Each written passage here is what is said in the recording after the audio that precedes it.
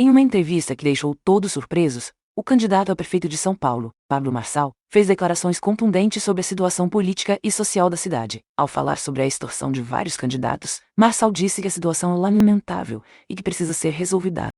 Vários de vocês são extorquidos. Você começa a ver essa companheirada, esse movimento. Por que tem 12 partidos apoiando o Nunes? Por que tem esse tanto de gente preocupada em não perder essa prefeitura? Por que junta o presidente da República de um lado, loucamente precisando dessa prefeitura, né, que é o terceiro maior orçamento do Brasil? Por que eles querem um orçamento já que está tudo dedicado e tudo vinculado? A resposta é muito simples. Eu não sou a favor de Estado grande nem de Estado mínimo, sou a favor do Estado eficiente, da gente ser servo do povo de verdade. E assim como você faz as suas contas, eu também vou fazer as nossas, só tem uma diferença: você aumentar a receita do Estado sem arrancar seu couro. Você aumentar imposto, você vai ver o maior levante de receita na cidade de São Paulo sem levantar R$1 de imposto. Ele não vai fazer o que o Lula e o Haddad, que já foi prefeito aqui de São Paulo, estão fazendo. Então, assim, vou abrir para todos, que fique registrado isso aí. Nós somos um partido que não está dependendo de nenhum outro partido. Tinha alguns para vir, né? Eles queriam minha alma, eu não vou entregar minha alma para virar político profissional. Eu vim aqui, foi para servir. Estou de saco cheio, né, de ter uma cidade bagunçada desse jeito. Você que está assistindo, lembra que política não é político, tá? Política significa politeia, que vem do grego, organização de cidade. O que significa isso? A cidade não está organizada. Se ela tivesse, eu não ia ser candidato a prefeito por São Paulo. Então, assim, o que vocês podem esperar de mim? Eficiência, pujança, alguém que de verdade não vai aceitar essas camaradagens, esses companheiros, esse tipo de gente não vai ter na Prefeitura de São Paulo. Nem no primeiro escalão, nem na ponta. Nem uma capilarização com os mais de 100 mil servidores que tem nessa cidade de São Paulo. Candidato, já que o senhor começou falando de dinheiro, queria perguntar para o senhor justamente sobre isso. O senhor fala de aumento de arrecadação sem aumentar impostos. Queria entender como é que o senhor vê esses dois fatores de arrecadação e como aumentar a arrecadação sem mexer na carga tributária. Você que usou a palavra, desculpa, aumentar a arrecadação. Eu falei aumentar o ativo. A arrecadação do imposto hoje por políticos profissionais é só aumentando no seu lombo, é só fazendo você virar um burro de carga. Deixa eu contar um segredo para vocês: não existe dinheiro público. Para construir ativo, a primeira coisa que o prefeito tem que fazer, coisa que o atual não faz, é buscar verba em Brasília. E nem estou falando de presidência da República. Nós temos 70 deputados federais que têm emendas impositivas e eles levam a maioria dessas emendas para onde? Para o interior de São Paulo. A gente precisa dividir o louvor com eles, porque tem 12 milhões de pessoas na cidade. Uma forma de levantar a receita na cidade sem levantar imposto é fazer o quê? Trazer obras e dividir o louvor dessas obras com quem está trazendo a emenda. Uma outra forma é a gente usar a inteligência na prefeitura e construir empresas que são ativos de tecnologia. Nenhum prefeito do Brasil fez isso até hoje. Eu vou ser o primeiro prefeito a fazer isso para o povo. O que é? Imagina a Prefeitura de São Paulo criando um aplicativo. Esse aplicativo, ele gera valor e depois a gente vende esse aplicativo. E a gente não vendeu nenhuma riqueza natural da cidade, a gente não vendeu nada que é natural do Estado, mas é tecnológico. Talvez vocês não sabem, o futuro da política brasileira, com a minha entrada, a gente vai começar a investir em equity. No mundo empresarial, para vocês entenderem, a gente constrói um ativo de uma empresa e vende ela 25, 30, 50 vezes mais o valor que a gente investiu. O que significa isso? Você imagina o Estado usando o poder de imposição que ele tem. Vou falar de modo claro para você que está assistindo. Sabe o aplicativo do Uber, que é de fora? A gente fica mandando dinheiro para fora, sendo que a gente pode pôr o nosso próprio aplicativo, cobrar mais barato das pessoas que são da nossa cidade, gerar um ativo com isso e depois colocar uma regulamentação que só pode operar naquele percentual. E depois a gente vende para a empresa privada. A gente vende por alguns bilhões e faz o que com esse dinheiro? Coloca ele dentro do caixa da prefeitura. Só que as pessoas na gestão pública, elas odeiam esse tipo de ideia. Por quê? Porque elas vão parar de ter que arrancar do lombo das pessoas. É a primeira vez que você, que é de São Paulo, está ouvindo um político. Eu sou uma política nova, um político moderno, e eu quero que você entenda uma coisa: dá para fazer isso. Dá para parar com guerra com o governo federal. Depois que acaba a eleição, na eleição você fala o que você quiser. Acabou a eleição, você chega no presidente da República e fala: preciso da sua ajuda. Você vai me ver trabalhando o tempo inteiro para aumentar a receita sem cobrar R$1 de imposto a mais. Sabe o que vai acontecer? Nós vamos equilibrar essas contas, nós vamos servir vocês como nenhum outro político serviu, e vai ter um fator. Pela primeira vez na cidade de São Paulo, você vai ver alguém baixando imposto. Essa máfia de multa que tem nessa cidade é um absurdo. Tem coisas que a gente vai pôr para resolver, quando eles perguntarem sobre trânsito, que quando eu provar para vocês que dá para resolver, vamos parar com esse pedágio. Sabe por quê? Pedágio. Ah, mas isso é do governo do estado. Nada que um prefeito bem intencionado não coloque pressão vai funcionar. Vai funcionar sim.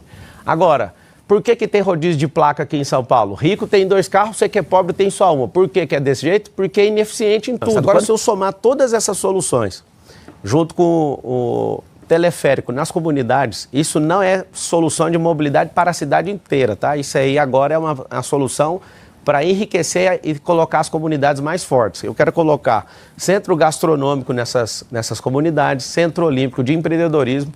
Esse centro olímpico vai dar uma identidade. Outro ponto importante da entrevista foi a crítica de Marçal, a forma como a educação é tratada na cidade.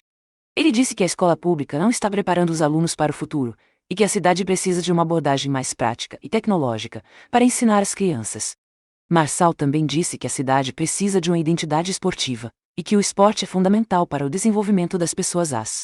Esportivo para todo mundo. Para finalizar o assunto, eu vou te contar a maior solução de trânsito, você não vai acreditar. A maior de todas. Se eu somar todas essas que eu falei, não dá 10%, não chega nada próximo do que é capilarizar o empreendedorismo na cidade. O que é? Levar empresas para onde? Para a sua comunidade. Nesse plano nosso, o projeto que é a Comunidade Forte, nós vamos levar empreendedorismo para todas as comunidades. O que vai acontecer? Na sua comunidade, você não vai precisando ficar arrastado no metrô, onde você nem é tratado como gente. Você não vai ficar 2 horas se deslocando, porque não faz sentido você sair de dentro da sua casa 4 horas da manhã para chegar às 7 num lugar, ir lá abrir seu computador e entrar na internet, sendo que você poderia fazer isso aí onde você está. Então nós vamos levar a empresa, só que eu tenho um empecilho com isso. A maior parte das áreas de comunidade, periferia e favela, elas têm um problema, não tem liberação fundiária. A gente tem mais de 1000 favelas em São Paulo e a maioria dessas favelas tem situação crítica. E aí nisso, onde você vai ver o benefício, a gente levando empresas para esses lugares, a gente precisa fazer esse mutirão. A prefeitura é uma baderna. E isso me deixa bem alegre e vou falar por quê. Não torcendo contra quem está aí na administração, mas porque vai ter um trabalho muito bom de organização e eu gosto de mexer com isso. A prefeitura hoje, para vocês terem uma noção, tem 40 mil imóveis e a maioria sem destinação nenhuma. Aí você imagina o que hoje a gente fica vendo algumas pessoas acreditando em balela de Guilherme Boulos, que fica falando que vai arrumar casa para alguém. Fazer um desafio para você que mora em São Paulo. Pega as emendas do Guilherme Boulos e vê alguma que ele construiu alguma casa, com alguma emenda dele que construiu alguma casa na cidade de São Paulo. Só acha uma. Eu desafio todos vocês que acreditam nessa lorota, tem gente que tá há 15 anos, 20 anos, 10 anos esperando um imóvel e não vai ter. Por quê? Porque isso é uma balela. O governo de esquerda tem a promessa de ficar enchendo você de esperança, mas não consegue cumprir absolutamente nada, porque se cumprir, acabou, eles não têm mais nada o que fazer. Então eles vão ficar sempre no gerúndio. Os governos, por exemplo, do PT, ficaram 13 anos para fazer a transposição do Rio São Francisco, que é uma técnica mundial desses esquerdistas malucos. Sabe o que eles fazem? Eles falam assim, estamos fazendo. Gerúndio é ficar o tempo inteiro falando que está fazendo, esse NDO, fazendo. Não termina nunca. 3 governos, eles não terminam. Aí chega alguém em poucos meses, tipo o outro presidente, vai lá e termina a obra. Por quê? Porque é interesse deles. É a mesma coisa de um advogado que às vezes quer levar o cliente na má fé e ele fica arrastando o processo, ele fica criando um monte de remédio jurídico ali para não terminar a causa, porque ele ganha se a causa estiver rolando. E você, que é povo, eu acho que você já cansou disso. Agora, candidato, eu queria tratar de um assunto que é segurança pública. Como é que o senhor pretende lidar com esse assunto? A primeira coisa de segurança é lembrar para todo o povo aonde está escrita na nossa promessa de segurança. Está no artigo 144 da Constituição Federal. Está escrito assim, ó, é dever do Estado e direito de todos a segurança. O Estado está cumprindo isso. Primeiro ente para nos defender é o governo federal. Parece que ele não tem muita simpatia com a polícia, quer desmilitarizar a polícia. Segundo, governo do Estado. É ele que fica com a polícia ostensiva, a polícia militar que você conhece. A polícia civil é conhecida como uma polícia judiciária. A prefeitura não tem polícia, a prefeitura tem guarda. Tem uma PEC, salvo engano, a 57, está tramitando no Congresso Nacional, que essa PEC, ela, se ela for aprovada, a guarda municipal ela vai ter poder de polícia.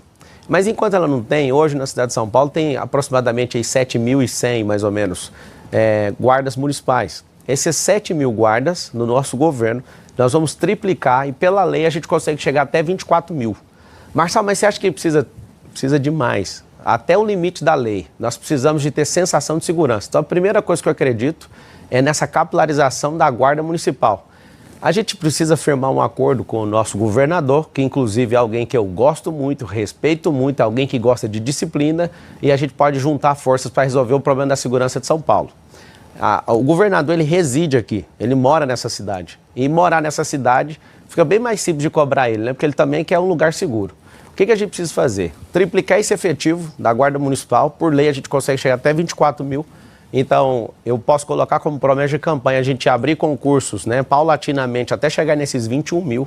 Por quê? Porque você imagina o guarda na rua, nas escolas, nos comércios. Quando a gente começar a aumentar e entregar esses concursos públicos, a gente vai começar a capilarizar nos distritos que são praticamente residenciais até chegar aí na comunidade. Candidato, hoje parte da Guarda Municipal usa armamento pesado, houve inclusive compra de fuzis. O senhor defende a continuidade dessa política? Se você não tiver armamento pesado, o que o crime organizado vai fazer em São Paulo? É uma pergunta que eu te faço. Precisaria da guarda ter fuzil? Não precisaria, desde que aqui não tivesse um crime organizado. Presta atenção você que está assistindo, o crime é organizado e a prefeitura é bagunçada. O que você espera disso? Um crime organizado atropela uma cidade inteira, é isso que está acontecendo. Cada 3 pessoas da cidade de São Paulo, uma já foram assaltadas. Uma já foi assaltada. O que significa isso? Você vai ser o próximo, se você não tiver coragem de assumir um novo ambiente político nessa cidade. A verdade é o seguinte, quando você tocou no assunto das câmeras, tem muitas câmeras em Londres, só que elas são efetivas.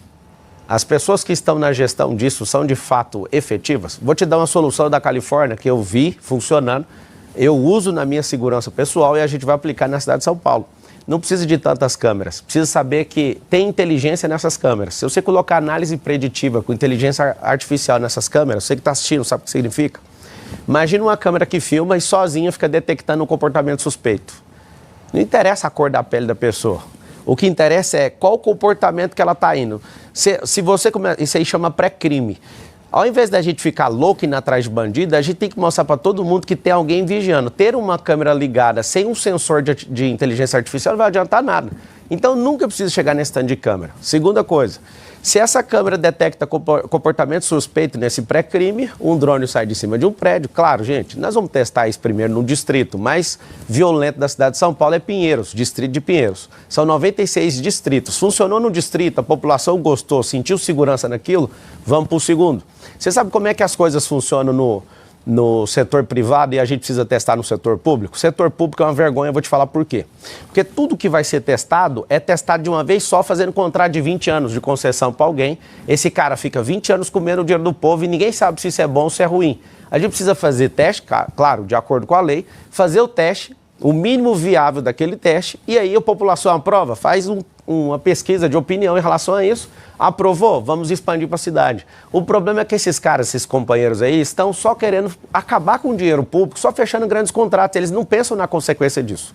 Então, para finalizar a resposta, se tem essa análise preditiva, não precisa de ter esse tanto de câmera que você falou igual em Londres, porque Londres, tendo, já é ruim, então está faltando um pré-crime nisso aí.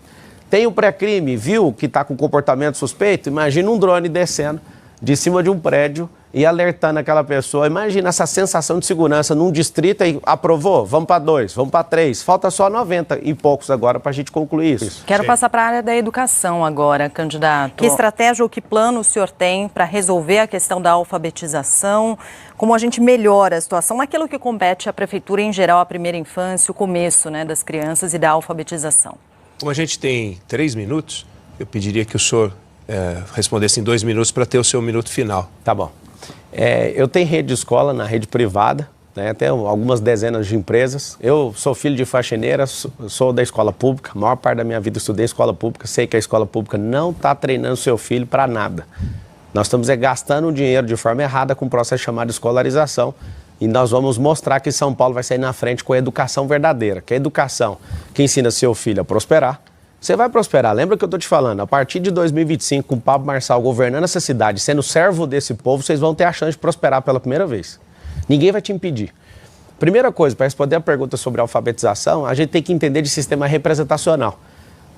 O ensino, ele não avançou como a tecnologia avançou. Então, até hoje, a gente tem um quadro negro, e as crianças sentadas em série, e essas crianças não estão provocando pensamento crítico mais. No MEC, todas as pessoas que chegam até o final do ensino médio, 90% não consegue fazer matemática básica nem interpretação de texto. Sabe o que está acontecendo?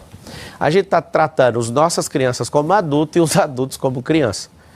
O sistema pedagógico significa pedagogia, peda é ensino, gogia é ensino, peda é infantil, é criança. Ele serve para criança. Só que aqui é o contrário. Nos Estados Unidos tem uma andragogia, que é ensinar adulto. A gente trata adulto como criança, imbecilizando um monte de aluno nosso, principalmente do ensino médio para frente até no ensino superior. E a nossa criança, a gente cobra ela com muita teoria. Criança para alfabetização tem que ir para a prática. Eu tenho 4 filhos, eu tenho 2 redes de escola, eu sou um dos professores mais bem pagos desse país. Eu posso falar para você, eu não sou pedagogo, mas eu sou um grande instrutor dessa nação, eu tenho 1,5 milhão de alunos. Eu não estou falando seguidores, não, sou assistido por 56 milhões de pessoas só numa rede social todo mês. O que eu quero que você entenda é o seguinte: seu filho está sendo ocupado de coisas que não vão mudar a vida dele. Vai ter na Prefeitura de São Paulo, nosso ensino público, inteligência emocional, educação financeira, vai ter tecnologias do futuro, tecnologia, é isso que a gente tem que ensinar, senão a gente vai se tornar uma nação escrava. E nós vamos ensinar as profissões do futuro para o seu filho. Sabe o que vai acontecer? E a gente vai dar uma identidade esportiva, não é por causa de Olimpíada, é porque toda nação que tem esporte, essas pessoas elas prosperam muito mais. Quer ficar por dentro das últimas notícias? Inscreva-se agora no canal Notícias Populares e fique informado.